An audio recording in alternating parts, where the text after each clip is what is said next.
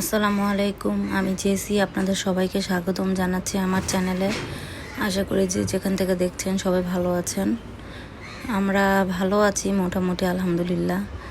আজকে বাংলাদেশে 7 দিন। এই যে জাহিন গতকাল অনুষ্ঠান থেকে আসার পর, অনুষ্ঠান না ঠিক, চাইনিজ ওই রেস্টুরেন্ট থেকে আসার পর রাতের বেলা কম্পিউটার টেবিলের যে তাক থাকে ওই তাকটা ওর ড্রয়ারের মতো ওর উপরে ফেলে দিয়েছে।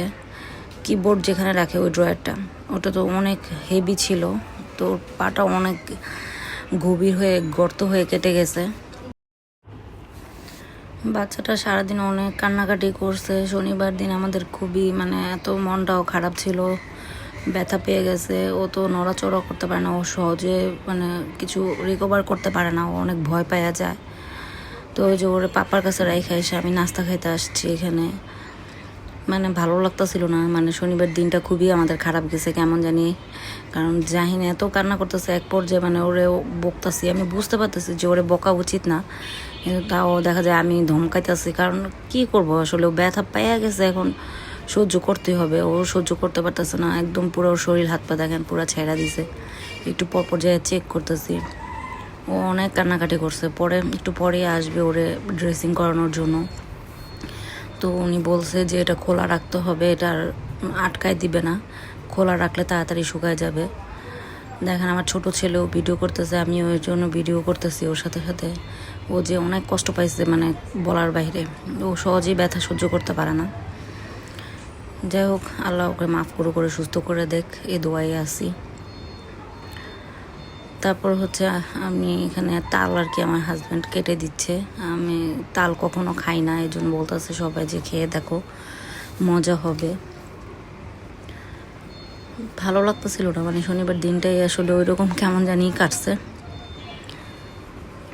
এখানে যে জাইনাবু তাল কাটতেছে, তাল নিয়ে আসছিল। আমি অবশ্য তাল কখনো ওরকম খাই না, আমি যে কোকোনাট ওয়াটারই খাই, এটাই আমার একটু ভালো লাগে। কিন্তু আগের মতো কোকোনাট ওয়াটারে ওই রকম সেন্ট বা স্মেল কিছুই পাইতাছি না, নাকি আমার ঠান্ডা লাগছে এর জন্যে। এখানে আমার বড় ভাসুর একটা অ্যান্টিবায়োটিক, জাপানিজ অ্যান্টিবায়োটিক ট্যাবলেট দিছে, যেটাকে সাবিরকে জাহিনকে যেন খাওয়াই দিই। তো বড় ভাসুর থাকাতে সুবিধা হয়েছে, আমি তো এই অ্যান্টিবায়োটিক নিয়ে আসি নাই, আমার কাছেও নাই, আমি ভাসুর থাকাতে ওনাদেরকে নিতে পারছি। তারপর তালটা খাইলাম, ভালোই লাগছে, কিন্তু ভিতরে কোনো পানি ছিল না। অনেক সময় ভিতরে পানিও থাকে, ননাস বলতেছিল। তো এটা একটু আর কি মাঝারি টাইপের, শক্ত শক্ত ছিল।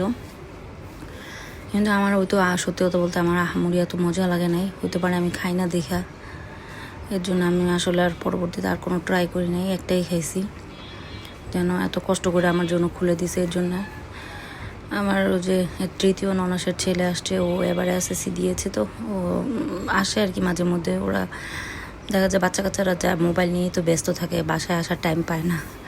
ওদের বাসাও কিন্তু আমাদের কাছেই, একদম অনেক কাছে, হাইটেই যাওয়া যায়। তো ও আসছে এখানে, জানাবো আম কিনে নিয়ে আসছে। তো ও আবার জানে না জাহিন যে ব্যথা পাইছে। আর এই যে 2 ভাই বোনের খুনসুটি, কাজিনরা এরকম একসাথে থাকলেই মজা আলাদা। কিন্তু আমার জাহিন সাবির তো ওই মজাটা বুঝে না। ওরাও চায় জাহিন সাবিরের সাথে এরকম খুনসুটি করতে, কিন্তু আমার জাহিন তো একদমই বুঝে না। জাহিন কান্নাকাটি শুরু করে দেয়, যে ভাইয়ারা যদি একটু দুষ্টামি করে, বুঝে না। সাবির তাও একটু বুঝে, ওর খুনসুটি করে ভাইয়াদের সাথে, আপুদের সাথে, কিন্তু জাহিন একদমই বুঝে না। সাকিব আর কি আমার ভাইটার নাম। সাকিব দেখে তো অনেক আফসোস করতেছে যে অনেক বড় ব্যথা পেয়ে গেছে মামি। তা ওইখানে আবার জাহিনের আব্বু কিছুক্ষণ ওদের সাথে লুডো খেলছে, কারণ সময় তো কাটতে হবে, একই রুমে বসে থাকতেছে। আমি না ওকেও সরাইতে পারতেছি না, বিছনা গুছাইতে পারতেছি না, কিছু করতে পারতেছি। তো ও একদম অনেক কান্নাকাটি শুরু করে দিছে, ও থাকতেই পারতেছে না।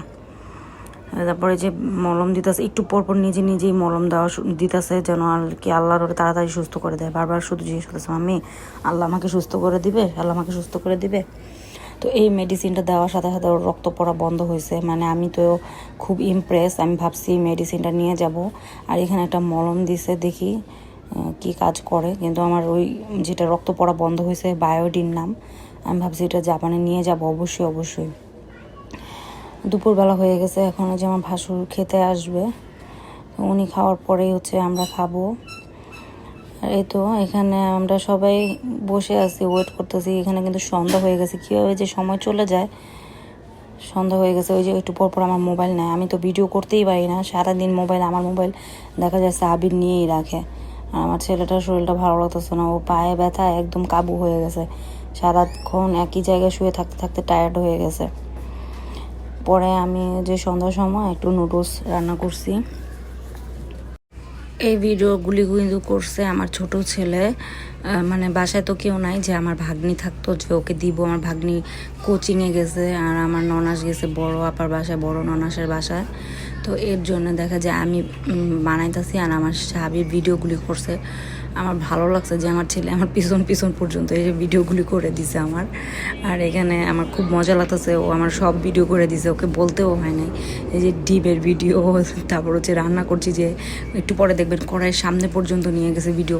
পরে আমি ভয়ে আমি বলছি যাও একটু দূরে থেকে ভিডিও করো, আমি ওকে দূরেই পাঠাই দিছি ইচ্ছা করেই, কারণ ও হচ্ছে ভিডিও করার নেশায় একদম উপরে উপরে এসে পড়তেছে, যদি হাতে আগুন টাগুন লেগে যায় আমার তো ভয় করতেছে। তো আমার শ্বশুরবাড়ি তো এই রান্নাঘরটা এরকমই ছোট, তো আমি মনে মনে ভাবতাম যে আমার রান্নাঘর মনে বেশি ছোট। এখন দেখি না, এখানেও আছে ছোট রান্নাঘরেও মানুষ কত সুন্দর করে ম্যানেজ করতে পারে। আপু তো সব কিছু এখানে সুন্দর করে গুছিয়ে রাখছে, এখানে উনি কাটাকুটি করে রান্নাবান্না করে। আমারও একটা ভালো লাগা কাজ করতেছে। আমি কিন্তু এই পর্যন্ত এসে 7 দিনে কোনো রান্নাবান্না করি নাই, এই আজকেই রান্না করছি। একদিন শুধু চিংড়ি রান্না করছিলাম, আপুই সব কিছু করে রাখে, আমাকে কিছু করতে দেয় না। ও আর আমি মনে হয় গরুর মাংস রান্না করছিলাম দুপুরবেলা, ওইটা ভিডিও করা হয় নাই। আর এই যে রাতের বেলা আমি হচ্ছে নুডলস। ভালোই লাগছে আমার রান্না করতে এখানে। নিজের শ্বশুর বাড়ি বলে কথা, নিজের বাড়ি বলে কথা, তাই না? এর জন্য ভালো লাগতেছে আর কি। আর আমার সাবিরে দেখেন, আমি ফ্রিজে সামনে গেছি আদা রসুন পেস্ট রাখার জন্য, ও ওইখানে পর্যন্ত গেছে ভিডিও নিয়ে নিয়ে। যাই হোক, আমি এখানে অনেক কিছু আসলে খুঁজে পাইতাছি না, কারণ হচ্ছে আমাকে তো আপা কিছু রান্না করতে দেয় না, এই জন্য অনেক কিছু খুঁজে পাই না। তো আমি খোঁজা শুরু করছি, এর ফাঁকে সাবির এখানে ওইখানে ক্যামেরা ঢুকাইতেছে। আমি অনেক কিছু আসলে খুঁজে পাচ্ছি না, আমি কারণ হচ্ছে আমি কি বলবো, যেমন চপিং বোর্ড খুঁজে পাই নাই, আমি ট্রের মধ্যেই হচ্ছে ভেজিটেবল কাটছি। তো এখানে আমি মশা মারতাছি, অনেক মশা এখানে, মিরপুরে তো অনেক মশা। মানে আমাদের বাড়িতে গোলাপবাগে এত মশা না, কিন্তু মিরপুরে যত মশা। এখানে যাই হোক, আর জাহিন সাবিরের ভালো লাগছে, এটাই আমার কাছে ভালো লাগলো। বাসায় তো কেউ নাই, আর ওই যে দেখেন না সাবির আমার কাছে মোবাইল চেতাছে কীভাবে, রিকোয়েস্ট করে একটু পরপর। ওই যে মোবাইল চেতাছে, কিন্তু এটা বলছেন আমার কাছে রিকোয়েস্ট করে। জাহিন দেখাইতেছে আমাকে। এখন ওদেরকে দুইজনকে খাওয়ানোর পর হচ্ছে আমি ওয়েট করি, দেখি আপা আসলে আপার সাথে টাইম কি করা যায়, বাকি কাজ কি করব, আসলে দিনটাই কীভাবে জানি কেটে গেল। আবার হচ্ছে আমার ভাগ্নি তো নেই, ও তো কোচিংয়ে গেছে, এর জন্য আসলে আমরা আরও বোরিং হয়ে গেছি। আমার ভাগ্নিটা থাকলে একটু পর এসে দেখা যায় কথা বলে, আমাদের সাথে থাকে, বসে থাকে, টাইম কেটে যায়। তো ও পড়তে গেছে, ও ওইখান থেকে আসার পরে আমার সাহাবি প্যানকেক খাইতে চাইছে, এর জন্য আমার ভাগ্নি প্যানকেক বানাচ্ছে। আর এখানে মজা লাগতেছে। আমার ননাস হচ্ছে কুমিল্লার, আর ওর বাবার আর আমার ভাগ্নের বা দাদার বাড়ি হচ্ছে বিক্রমপুরের, জন্য কুমিল্লা বিক্রমপুরে নিয়ে দুজনে একটু খুনসুটি করছে, মজাই লাগতেছিল আমার। তাই আমি ওই জন্য ভিডিও করে রাখছি দুজনের মামের কাহিনী। এখন আমার সাহাবির আসছে হেল্প করার জন্য, নাকি স্কুলে টিচাররা নাকি ওরে শিখাইছে, এর জন্য ও পারে বলতেছে। এখন ওই তো প্যানকেক খাওয়ার জন্য খুব একদম অস্থির, বাকি ভিডিও ওই করবে। এখানে আমার তৃতীয় ননাস এসেছে জাহিনকে দেখার জন্য, আর এরপর হচ্ছে সাহাবির ওইখানে আপুর সাথে প্যানকেক বানাচ্ছে, প্যানকেকের ভিডিও ওই বানায়, আমার আর করার দরকার হয় না, আমি আপুর সাথে এখানে বসে বসে গল্প করছিলাম। আর এখানে সাহাবির আর আমার ভাগ্নি মিলে দুজনে মিলে প্যানকেক বানাচ্ছে। যাক, এভাবে আর কি আমাদের সময়টা গেছে। তো দেখা যায় বোরিং হইলেও দেখা যায় আমার ননাস কেউ না কেউ আসতে থাকে, তো এর জন্য আমাদের সময়টা আসলে চলে যায়, বা ভাগ্নি কেউ না কেউ আসে বাসায়, এরকম করেই আসলে এখানে সময়টা চলে যায়। জাহিন যদি পায়ে ব্যথা না পাইতো তাহলে আর একটু ভালো লাগতো, এই আর কি, এই জন্যই আসলে আমাদের মনটা খারাপ। আজকের ভিডিওটা আসলে এই পর্যন্তই, আশা করি ভালো লাগবে আপনাদের। জানি না কেমন করে সময়গুলি পার হচ্ছে, যতদিন ছিলাম খুব ভালোই লাগছে, কিন্তু আজকের দিনে এসে জাহিন যে ব্যথা পেয়ে গেছে, এরপর থেকে আসলে মনটা খারাপ। দেখি আল্লাহ কি করে, আল্লাহ ভাগ্যে কি রাখছে। সবাই ভালো থাকবেন, আমাদের জন্য দোয়া রাখবেন, আর আমরা যেন হাসি খুশি এভাবেই থাকতে পারি। আমরা ননদ, আমার ননাসই তো বেশি, 3টা ননাস আর একটা ননদ। তো আমরা সবাই একসাথে হইলে আসলে অনেক হাসি খুশি থাকি। তো সবাই দোয়া রাখবেন আমাদের পরিবারের জন্য, এরকমভাবেই যেন আমরা সব সময় থাকতে পারি। সবাইকে আল্লাহ হাফেজ, আসসালামু আলাইকুম।